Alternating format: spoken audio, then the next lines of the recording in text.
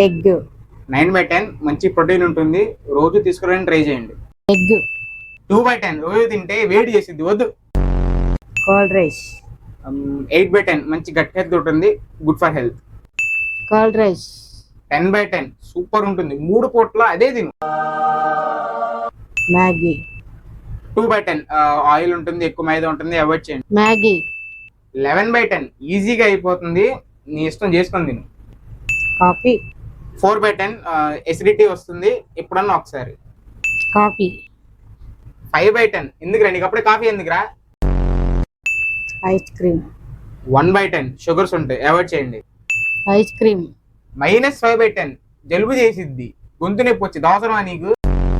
Banana 9/10 potassium and energy కూడా వస్తుంది. Banana 1/10 రాత్రిపూట తింటే జలుబు చేసిద్ది.